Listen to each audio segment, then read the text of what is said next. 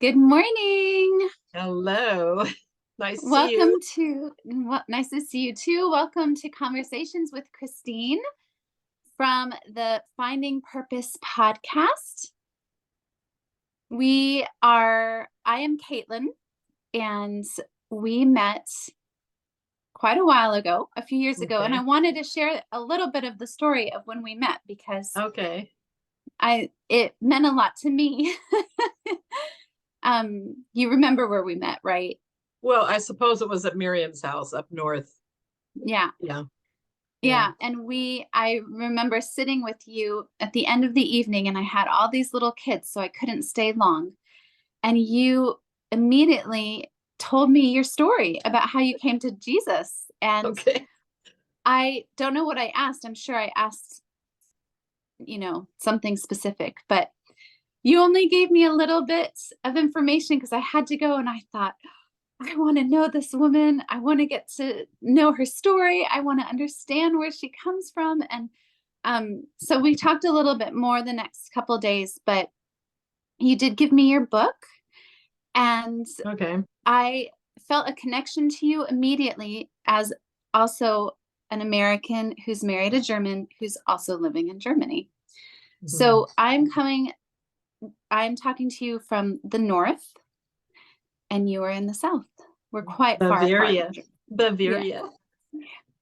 I never thought about Germany being so big until I moved here, and we're probably a 9-hour drive apart or something like that, aren't Yeah. we? Yeah.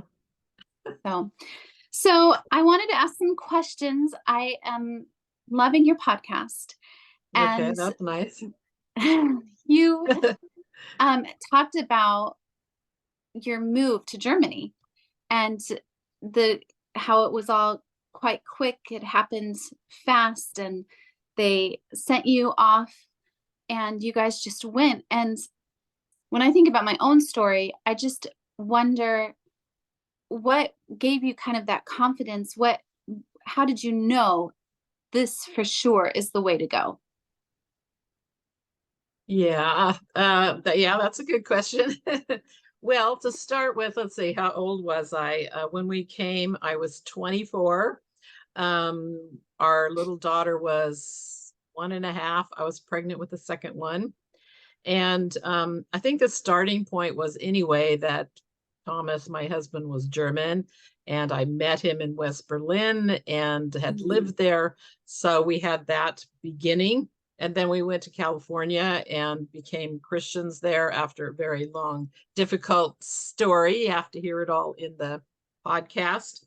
Mhm. Um, and at the time that our lives radically changed once we believed in Jesus and said, Jesus, we want to follow you. Thank you for giving us a new life.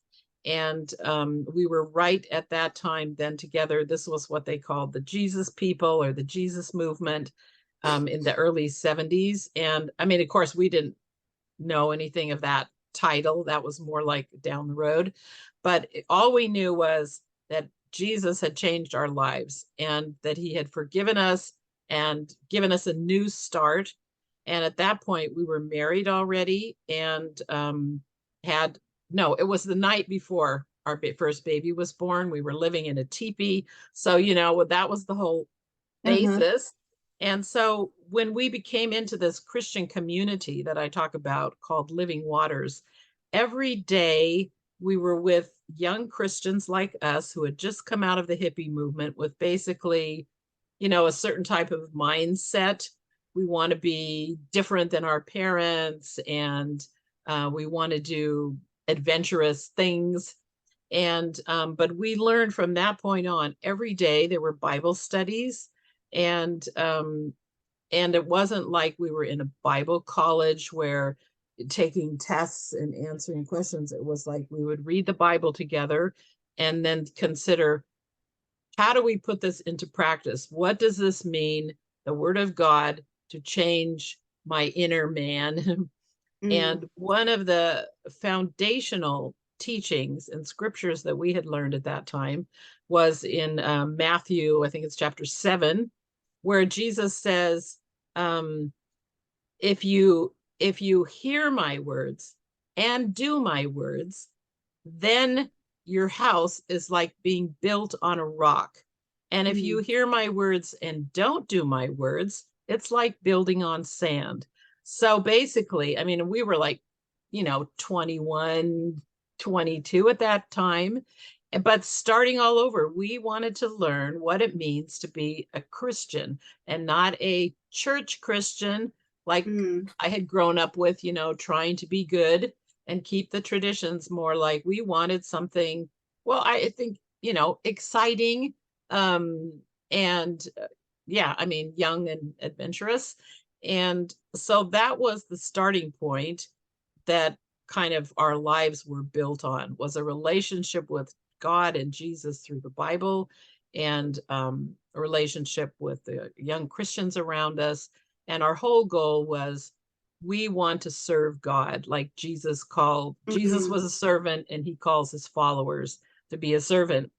And in that development, um, Thomas started writing letters to his mother in Berlin, telling about our new life and Mhm. writing her scriptures.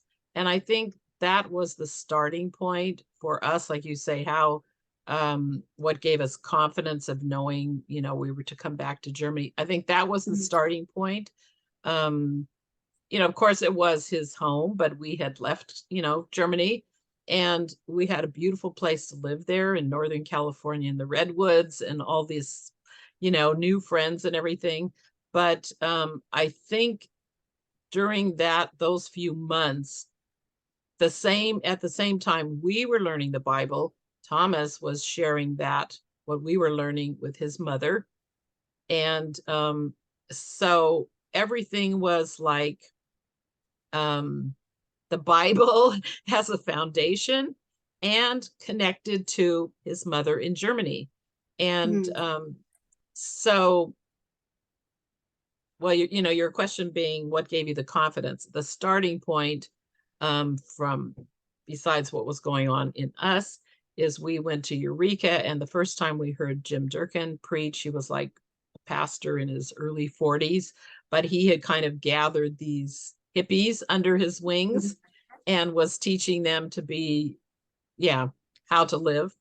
And he preached about that that Jesus's last words to his disciples were, "Go into all the world, preach the gospel, preach the truth, and make disciples. Teach others in other countries to know who I am."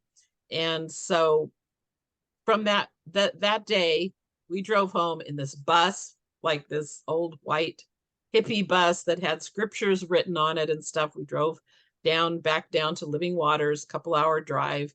And the whole time it was like, we knew, okay, we're going back to Germany. And Mhm. so that's how it started.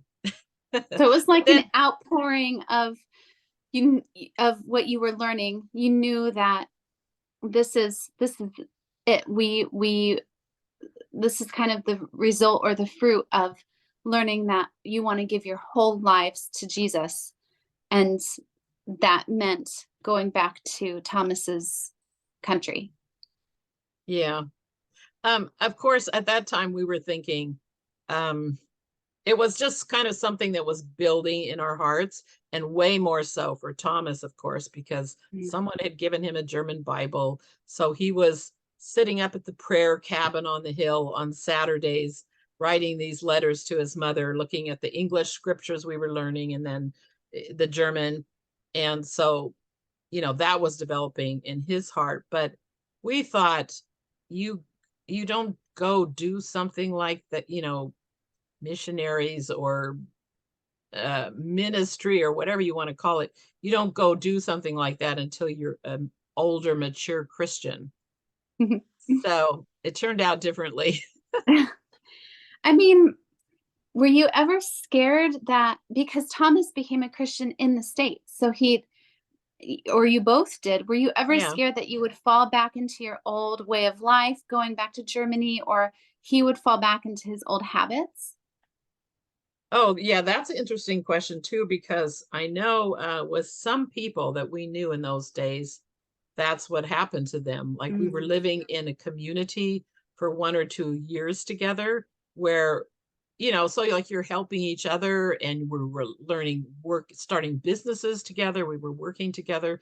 There were quite a few ministry groups in different places in California and then spreading out also in the States to different cities. And I don't personally remember anything like that. We were thinking specifically that we would go back to his hometown, Berlin. But mhm, in God's grace and mercy, that's not where he sent us. So we never had to deal with that. But it could have been a problem, if I think because I'm already talking in the episodes now, the episodes like 53, 54, 55, I forget now which one I'm on right now. That we were invited by a group of people in Germany to come to a town near Hanover. And so that was the plan. That's where we were going to go. And we did visit in Berlin. We visited his family. And but if we would have went to state, like thinking, okay, we're going to start a ministry and outreach there to young people in Berlin, probably the first thing he would have done was, you know, go find his old musician drug friends and mhm, or mhm, school friends or things like that, and the scene. I mean, when I met him he was 18 and he was in the music scene in Berlin, and mhm, drugs and that whole thing. That was his life and that was his identity as a musician, trumpet mhm, player at that time. And but it never even came close to ending, mhm, ending up there. We were and when I was putting this story together of this turning point in our lives, I always look at the map, like, okay, where was it and how far away was it when we were traveling and everything. And then realizing again, now we are talking about Berlin, we're thinking of Germany. In those days, there was West Germany, East mhm, Germany, communist run East Germany, and Berlin was a city within East Germany, and it was a divided city with a wall around West Berlin. So that's where he grew up. And when we came back to go visit his family, we had to travel through communist East Germany. And wow, so just kind of to me, I realized, wow, God sent us back to West Germany, though he had grown up in, you know, the center of where it all happened, where mhm, the war and then the wall was built. The wall, the west, the wall built in between West Berlin and East Germany, that was built when he was a young kid. mhm, So yeah, interesting start that we had, the new start. mm. Yeah, so when you guys came back to Germany, like, everything with all the old habits, all his old temptations, they were just gone? I mean, did he there was just nothing. He just left it all. Well, he had learned that already in the States, so Mhm, we were in the States in California with the ministry, living together communally for a year and a half. And he had learned then to take on responsibility. He mhm, did all different types of jobs that was a part of our groups to, provide money for these ranches. And the last few months we were there, he was also learning to do Bible studies with a small group that was left. mhm, And he had, I talk also about in the podcast of he had a real transformation of identity, not only living for God and yeah, learning a whole new morals and way of thinking, but the Lord really showed him early on when we were there, shortly after we became Christians, to put aside his instruments. And mm, at that time, he thought I might never play again. And it was like he was okay with that. But yet, every day we were going to meetings with other Christians where some really amazing musicians were playing, but Mhm. they probably also had a similar, thing, like if your identity is I am a musician, and he, besides his experience, that was something that connected him to his father, because his father was Mhm. a arranger and worked in a well-known theater in East Berlin, and his brother was a musician. They were a musician family. His mother had been Mhm. a dancer in the theater. That's how she met his father.